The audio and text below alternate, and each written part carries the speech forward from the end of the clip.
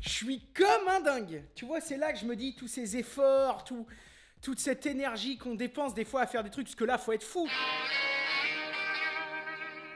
Bon les bichons, j'espère que ça roule. Aujourd'hui, c'est la suite de la verrière. Je sais que vous avez été nombreux à l'attendre, mais j'ai pas pu faire autrement. Il me manquait les vitres, il me manquait les pochoirs. Mais bon, t'inquiète pas, reste confortablement assis dans ton fauteuil, regarde jusqu'au bout. Oublie pas le petit pouce bleu. Et aujourd'hui, ensemble, on finit ça. Wouh! J'ai ressorti un petit bout de chaîne et on va faire ensemble ici un cadre. Donc on va pas faire le dormant, l'ouvrant, etc. On va faire simplement un cadre avec une feuillure pour pouvoir venir recevoir une vitre. Et puis une part close, et puis après il faudra que j'étudie un système pour mettre éventuellement une charnière. Alors je sais pas encore ce que je mets. Pour l'instant ce qu'on va faire c'est un cadre, tout ce qu'il y a de plus simple. Allez c'est parti. Comme d'habitude, la première étape à réaliser, c'est le corroyage et la mise à dimension de mes bois. Je commence donc par dégauchir et raboter. Une fois l'épaisseur souhaitée atteinte, je déligne mes bois, je rainure ensuite mon cadre à l'aide de la toupie. Pour ça, j'utilise aussi l'entraîneur qui me permet de gagner en sécurité et en précision.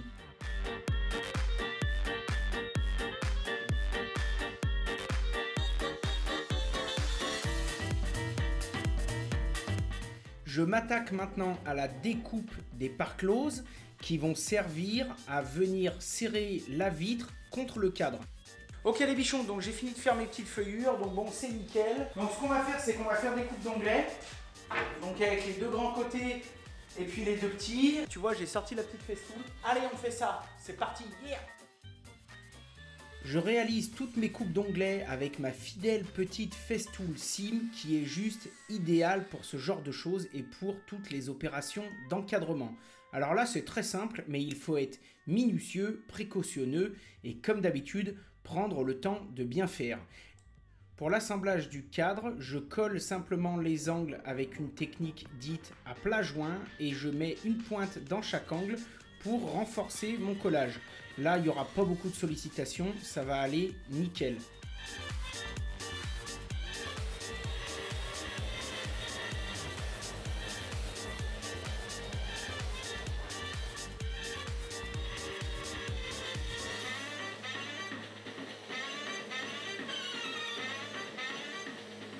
Les opérations de ponçage ayant été effectuées, je peux maintenant passer à la pose des charnières.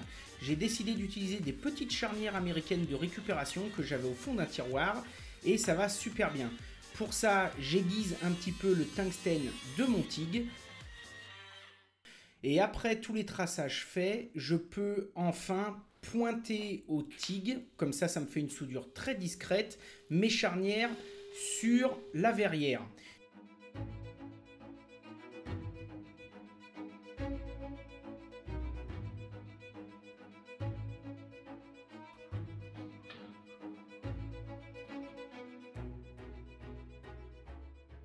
Je trace ensuite la position des charnières sur le cadre en bois et je fais des petites découpes au ciseau à bois pour que celles-ci s'encastrent parfaitement.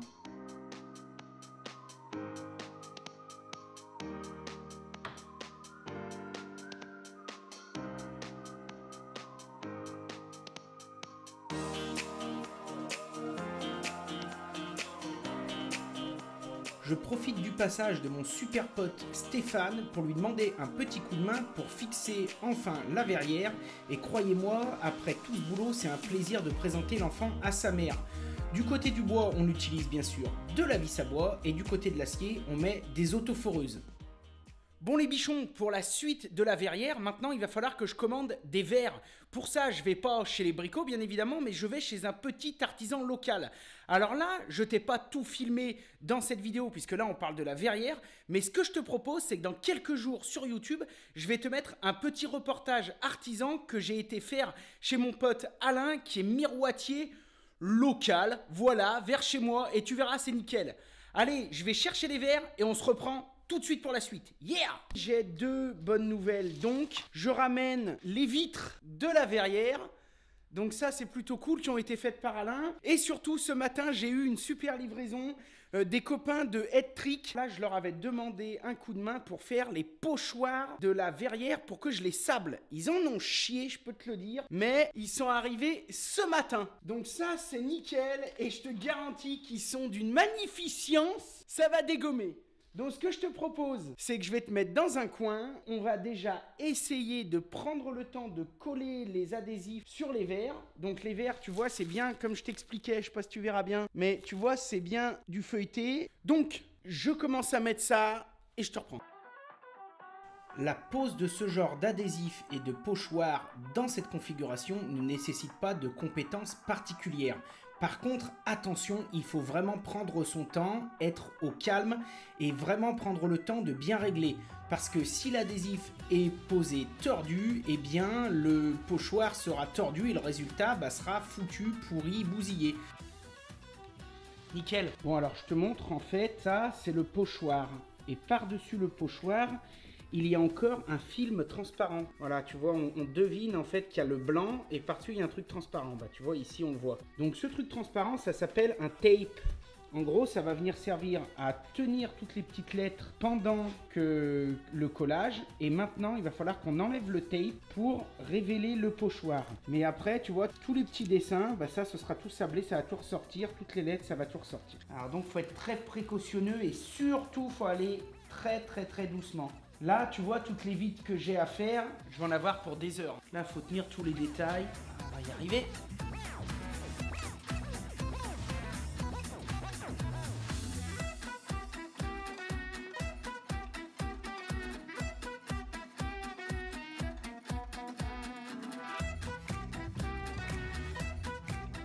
Ça va être long, mais ça va déchirer. Et encore, là, je pense que j'ai fait le collage le plus facile. Les autres, à mon avis, j'en ai pour 4-5 heures. Donc, ce que je propose, je t'en ai montré un. Je vais faire les autres en caméra off. Et puis, je te reprends après. Allez, yeah!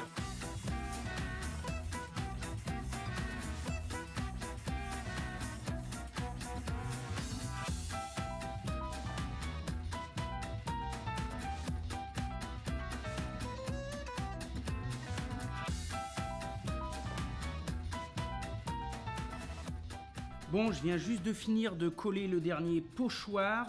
Ça s'est plutôt bien passé, mais je dois t'avouer qu'il faut vraiment être pas énervé, minutieux, consciencieux, il faut prendre son temps. J'ai démarré ce matin à 8h30 et il est midi. Et j'en ai un peu chié, donc voilà tous les pochoirs collés sur les vitres. Il me reste encore 2-3 petites bricoles à préparer avant d'aérogommer et après ce sera nickel. Alors tu vois ici j'ai mis une planche sur des tréteaux avec donc déjà la première salve de vitres. Donc ça c'est toutes les vitres qui vont aller sur la porte. Donc tu vois tout est prêt, j'ai réglé ma machine et maintenant je vais pouvoir envoyer la sauce. En parlant de machine, je vous l'avais déjà présenté mais je sais qu'il y en a pas mal qui me reparlent. Moi j'ai celle-ci là, de chez c2mnegoce.com et c'est je crois la BB6 semi-automatique. Bon c'est tout con hein, tu vois regarde. Il y a ici l'arrivée d'air comprimé, ici il y a un distributeur, il y a un peu d'air qui part dans cette cuve, là ici ça part en bas. En bas il y a une vanne de réglage, tu vois type robinet de chauffage et après ça part un tuyau jusqu'à une buse. Tu vois, c'est tout simple et ça va vraiment bien, j'en suis super content. Il n'y a pas besoin d'un compresseur super puissant parce que là on fait pas du sablage mais de l'aérogommage. Donc c'est vraiment très léger. En fait on vient juste grenailler la surface de la vitre, sabler, aérogommer la surface de la vitre. Et donc moi là j'utilise, je crois que c'est du Garnet 320. Ça fait vraiment comme de la poussière, c'est indescriptible, ça fait même pas du sable, hein. Ça fait vraiment, c'est archi fin. Voilà, et ben maintenant au boulot. Yeah! Alors là, les bichons, c'est pareil, pour aérogommer, il n'y a pas besoin d'être ingénieur, il faut simplement être précautionneux. Alors sur ces images, je n'avais pas mis mon masque anti-poussière, c'est une grave erreur, parce que les particules qu'on envoie sont tellement fines que je te garantis que tu en gardes dans la bouche et dans les narines pendant une semaine. Donc faites pas la même bêtise que moi, pour les autres verres, je les ai mis, j'ai pas tout filmé bien sûr, mais si vous pouvez, vraiment mettez à chaque fois bien vos EPI, que là ça peut quand même être assez dangereux. Bon les gars, ça y est, j'ai fini d'écheniller et je vous avouerai que je suis putain de fier de moi et de ce que je suis en train de faire. Regarde-moi ça comme ça va dégommer grave. Voilà, alors je les ai toutes faites sauf pour pas te mentir, il y en a 2 que j'ai pas fini pour la simple et bonne raison, c'est que au moment d'écheniller, donc écheniller c'est enlever toutes ces petites merdes, et ben je me suis rendu compte qu'il y a des endroits où ça avait mal sablé, j'avais mal aérogommé. Donc sur celle-ci et sur celle de dessous. C'est pas grave. Demain matin, parce que là tu vois, j'ai fini, j'ai attaqué ce matin à 8h et j'ai fini à 19h. Donc tu vois, par contre, j'ai fait toute celle-là. J'en suis super content. J'ai fait la petite aussi, elle est trop belle. Voilà. Regarde-moi ça comme c'est joli. Donc demain matin, dès que je me lève, je ressors les 2 qui manquent. Je les repasse à l'aérogommage vite fait, mais j'en ai pour 2 minutes. J'ai juste 2 reprises à refaire. Je les échenille toutes les 2. Et ensuite, eh bien, on attaque le montage dans la verrière. Je te dis à demain. Je vais manger, me doucher, me coucher. Demain matin, je me lève, je fais ça et je te reprends. Pour toi, c'est tout de suite. Allez, à toutes!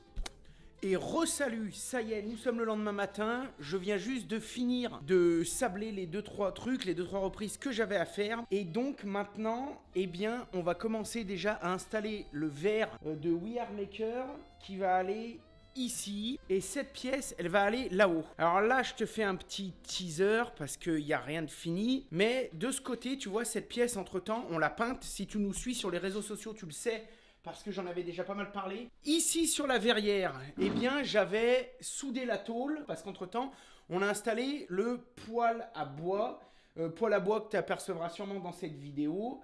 Mais de toute façon, ne t'inquiète pas, la vidéo arrive. Donc, ce qu'on va faire, c'est qu'en haut, on va fixer le cadre bois avec la vitre, et ensuite, on mettra les vitres avec les pare closes qui sont ici. Et à la fin, on fera la magnifique porte. Allez, on y va.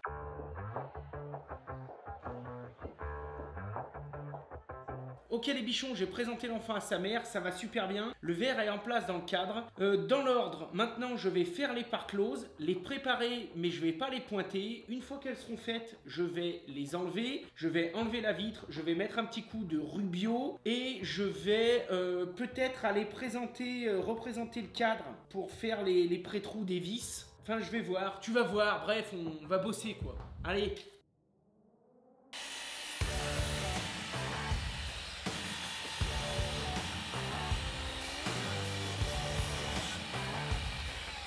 Bon, j'ai fini les pare closes, ok, et tu vois, du coup, j'en ai rajouté une au milieu, comme si c'était un petit croisillon. En plus, j'ai du bol, donc tu vois, le milieu, ça tombe pile entre 2 mots, donc ça va être nickel. Et du coup, ça me la rééquilibre, parce que tu sais, je t'avais dit qu'en gros, elle avait tendance à se resserrer au milieu. Et bon, ça me faisait un peu chier, donc comme ça la rééquilibre. Donc, je suis assez content. Alors maintenant, un petit coup de rubio, comme à mon habitude, c'est vraiment un produit magique dont je ne peux plus me passer. Alors là, la couleur, c'est chêne. C'est la même couleur que j'ai peint ma porte d'entrée. C'est la même couleur que j'ai peint le bas de la porte de la verrière. Et c'est aussi la même couleur que j'avais mis sur le nez en bois du mur en briquette. Ok, bon ça c'est vraiment nickel. Donc là ce que je vais faire c'est que je vais juste mettre 2 petits points de colle, mais vraiment à peine. Hein. Voilà, tu vois, j'en fous dans les angles. Voilà, c'est juste pour faire style. Ok, maintenant on va clouer ça. Donc moi j'ai un cloueur comme ça. J'en profite pour te le dire, parce qu'il y en a pas mal qui me le demandent dans les vidéos. Avant, j'avais un cloueur pneumatique. Donc, c'est très bien aussi. Mais en fait, vu que j'aime bien être mobile, des fois, je monte, tu sais, je vais faire des moulures à la maison et tout.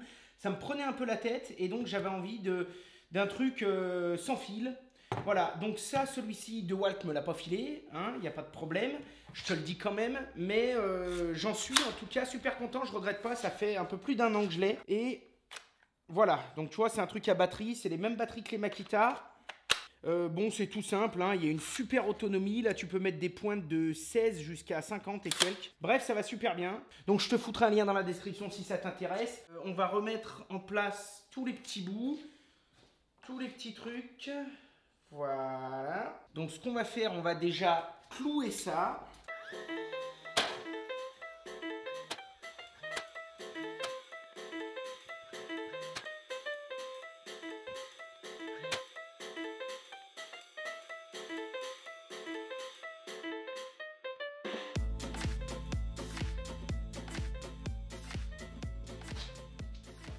Putain, ça pèse son poids quand même. Ouch. Ok, bon ça rentre un peu en force, ce qui est pas plus mal. Maintenant le truc qui me fait chier c'est que du coup ça risque de poser problème quand je voudrais l'ouvrir, le fait que ce soit rentré en force. Et d'un autre côté pour l'instant ce que je vais faire c'est que je vais juste visser et je vais la laisser comme ça pendant au moins 10 jours. Parce qu'avec la chaleur du poêle, tout, je voudrais voir si ça travaille un petit peu et si du coup ça me redonne un petit peu d'aisance. Sinon ce sera pas un problème, je l'ouvrirai.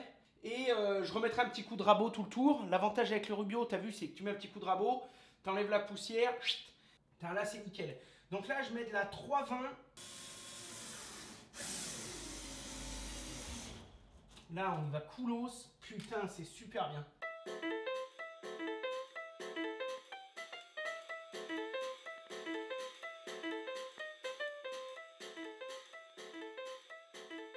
Comme on dit, on a signé, c'est pour en chier hein.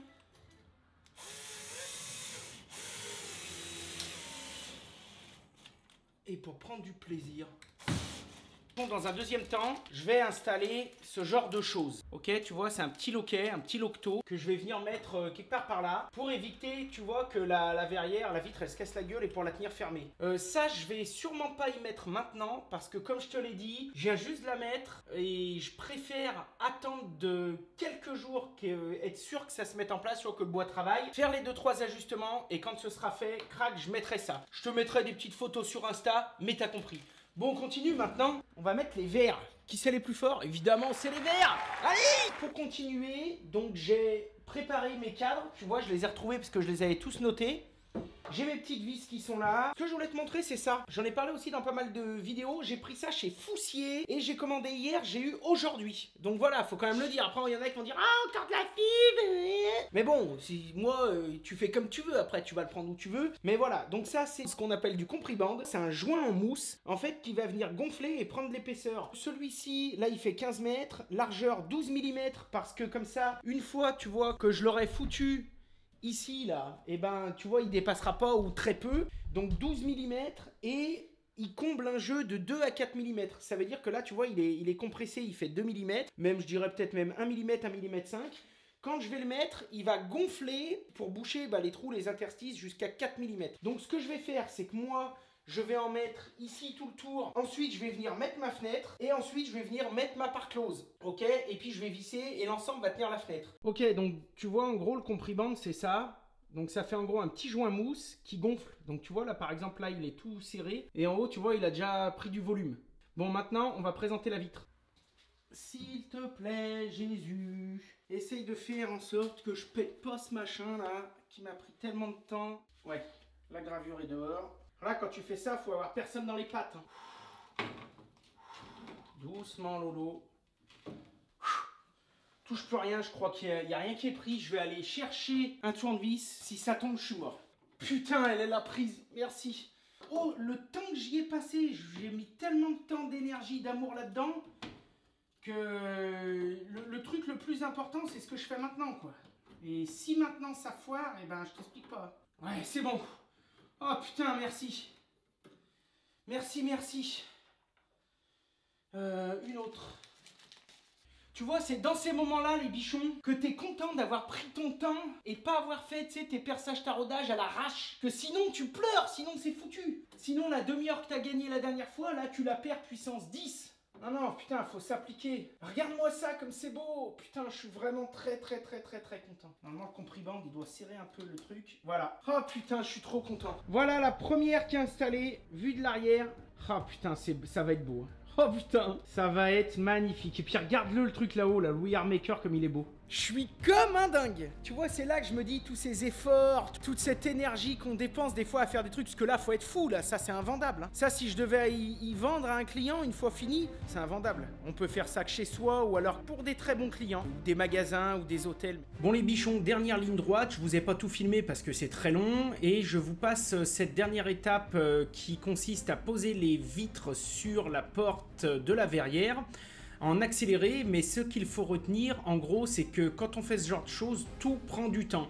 Donc ce qui est génial, c'est qu'à chaque fois je vois vraiment l'avancée au fur et à mesure, mais c'est vrai que tout prend du temps, il faut bien préparé, bien dégraissé avant son support, bien collé les compribandes, mais à la fin le résultat fait vraiment oublier tout ce temps qu'on a galéré à faire cette mise en place. En tout cas moi je me suis régalé.